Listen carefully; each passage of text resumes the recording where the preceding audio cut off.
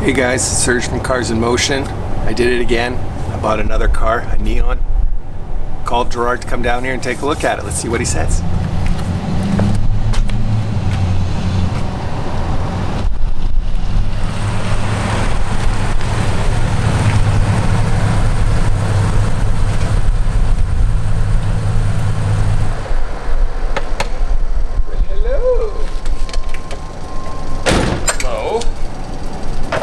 Told me to get down here? Yeah. What do you think? What have you done? It's our new car. Another one.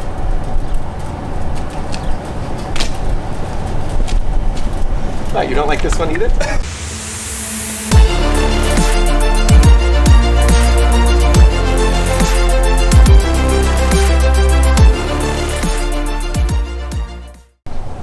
So, as Serge just informed me, we bought a Neon. And he brought me up to speed on it. And now I'm going to force him to do that to you people. Sure. So, this just kind of fell in my lap. Fortunately, the car does not run. This is a 2005 Neon ST or something like that. I'm not too familiar with Neons. It was just that I could get this at a really good price because it doesn't run. I took a quick look at it. It kind of looks like the timing belt snapped. That's all I know. I don't know how much damage has done. I do believe this is an interference engine, so maybe some valves, but I don't know if the pistons or anything else is wrecked or destroyed. But it was a good opportunity, I thought, to pick up a car for really, really cheap and turn some wrenches on it. So Body's in really good shape. yeah, Body's in good shape, clean. yeah, like I said, it's a 05 5-speed AC sunroof. It has all of the nice little things to it, but Price was right, and yeah, hopefully We're we gonna get can it fix running. it and drive it around for a bit. so I see you already have the valve cover off. Yeah, I've taken the valve cover off to see what I can see anyway. Like I said, the timing belt did break, so I want to see if any of these rockers will actually move, if the valves are totally destroyed or some of them, but got to start somewhere. Okay, why don't you go crank it over and... Is the battery good? Yeah, Okay. the battery good. Well, we'll see if anything happens when you crank it. I'm gonna stand out of the way.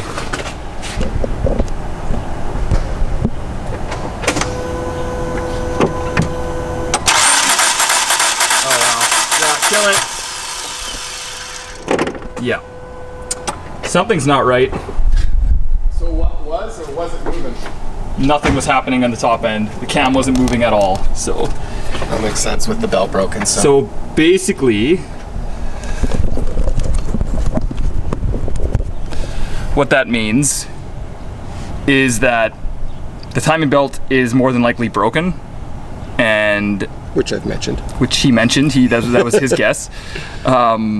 So yeah, we're probably gonna have to be getting into the head, because like Serge pointed out, it's an interference engine, and valve versus piston wins.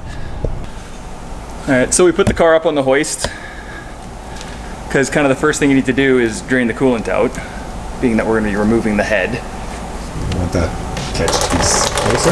And it looks like there's a lot of water in there. Doesn't look like much coolant.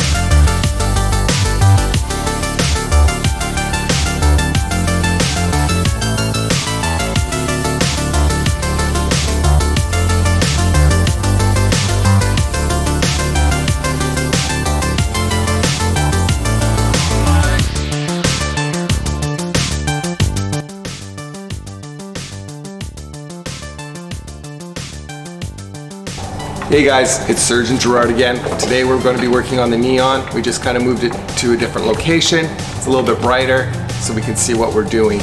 Other than that, we're getting right to it. So let's start the montage.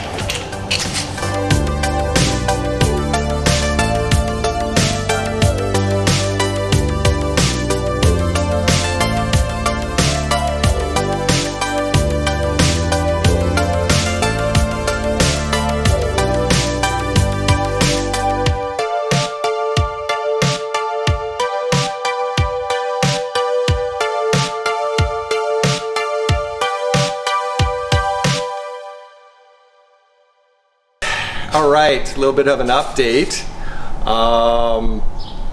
It's a struggle.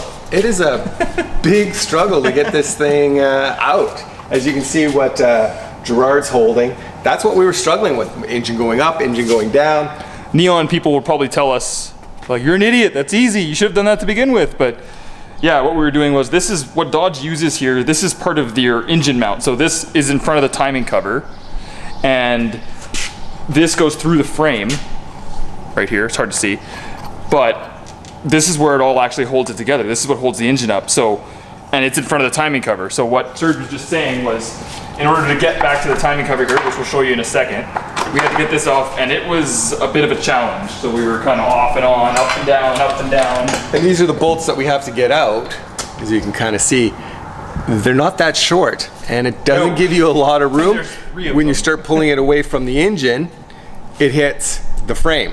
So then so we have to get the engine up in the air to find like a little area to get enough room to get the bolt actually out.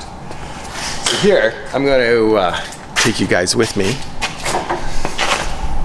And we made a bit of a discovery, as Serge brings the camera over here.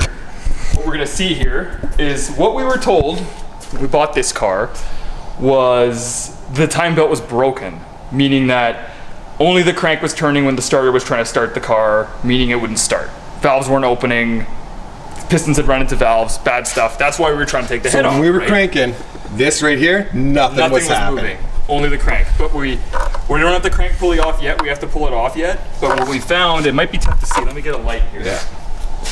No, I got it here. So we're gonna see down inside here. What we found when we just took a peek down inside here was there's teeth actually coming off the timing belt. You can see it right there where Serge is pointing there. There's more down below, but it's kind of tough to see. But we're gonna get the timing cover off.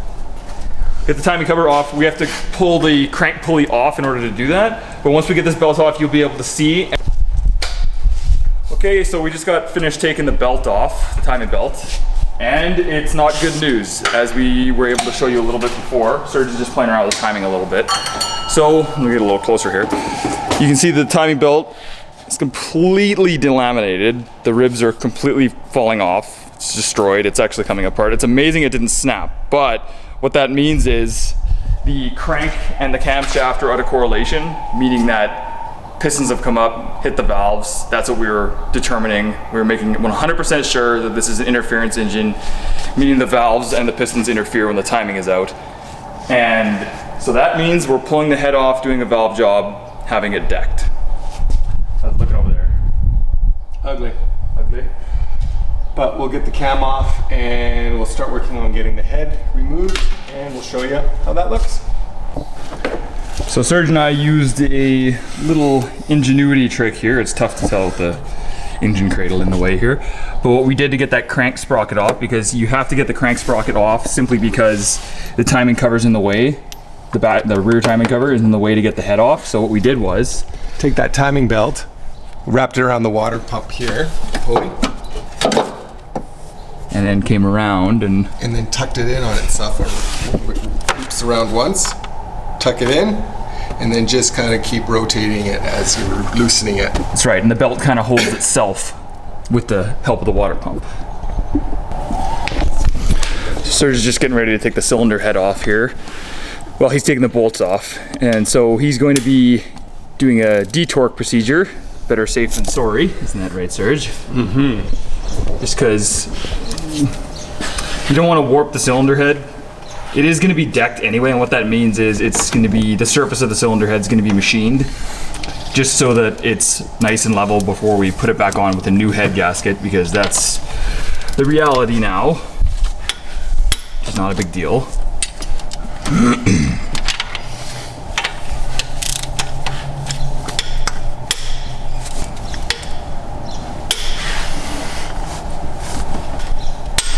Making sure he's working from the outside in. Kind of the reverse of how you would torque it down from the inside out.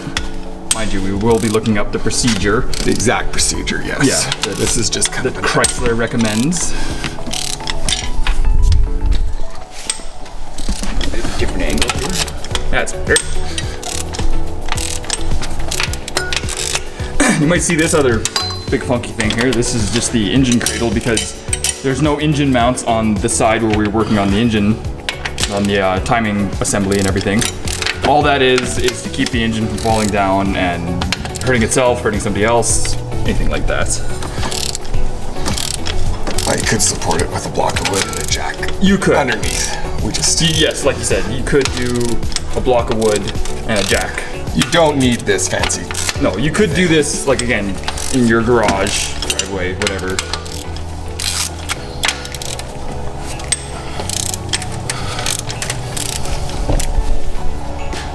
Got it loose and blast the rest of it off, and then the hammer and block of wood. That's the other thing. Generally, when head gaskets, they're pretty stuck on there even when you have the bolts out, so block of wood and a hammer, as you're about to see, is your best course of action. A lot of times. Cylinder head bolts are generally torque to yield, not always, but we'll have to look this one up and see. They smell good. And they're not a short bolt. Actually, the ones on the end are. Are they shorties on the end? Yep. Okay, yeah, they're up higher. They're not inside the valve. Exactly. Or they're not inside the valve train. You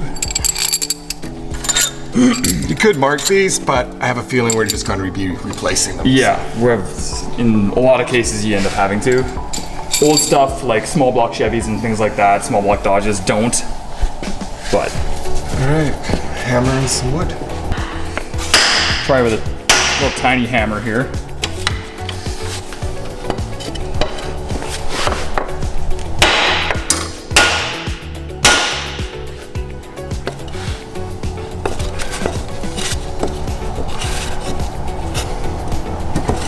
These seat lines in the way.